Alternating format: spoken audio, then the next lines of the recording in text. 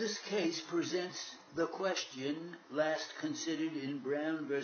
United States, 352 U.S. 232, whether the conviction of a defendant at a joint trial should be set aside, although the jury was instructed that a co-defendant's confession inculpating the defendant had to be disregarded in determining his guilt or innocence.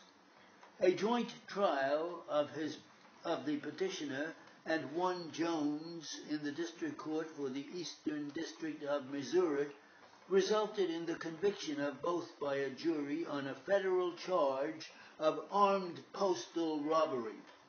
The postal inspector obtained two oral confessions in which Jones admitted he had an accomplice. Both the petitioner and Jones appealed their convictions to the Court of Appeals for the Eighth Circuit. That court set aside the conviction of Jones on the ground that his oral confessions to the postal inspector should not have been received in evidence against him. The court, relying upon the Brown case, affirmed the conviction of the petitioner because the trial judge instructed the jury that although the confession of Jones was competent evidence against Jones, it was inadmissible hearsay against the petitioner and therefore had to be disregarded in determining the guilt or innocence of the petitioner. The Solicitor General has since submitted a memorandum stating that in the light of the record in this particular case and in the interests of justice, the judgment below should be reversed and the cause remanded for a new trial. The Solicitor General states that this disposition is urged in part because here it has been determined that confession was wrongly admitted against Jones and his conviction has been reversed, leading to a new trial at which he was acquitted. To argue in this situation that the conviction of the petitioner should nevertheless stand may be to place too great a strain upon the rule, at least where, as here, the other evidence against the petitioner is not strong. We have concluded, however, that the Brown case should be overruled.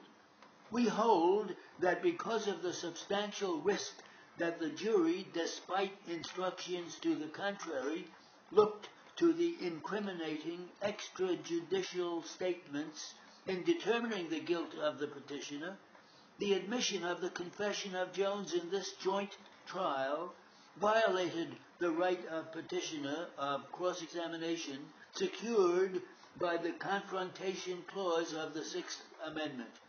We therefore overrule Brown and reverse. The basic premise of Brown was that it is reasonably possible for the jury to follow sufficiently clear instructions to disregard the confession's extrajudicial statement that his co-defendant participated with him in committing the crime. If it were true that the jury disregarded the reference to the co-defendant, no question would arise under the Confrontation Clause, because by hypothesis the case is treated as if the confession made no statement inculpating the non-confessor. But since Brown was decided, this court has effectively repudiated its basic premise.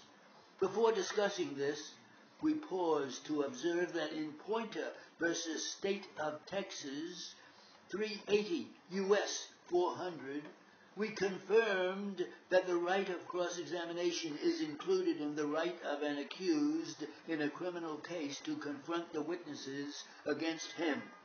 The Brown case assumed that the encroachment on the right to confrontation could be avoided by the instruction to the jury to disregard the inadmissible hearsay evidence, but the assumption has since been effectively repudiated.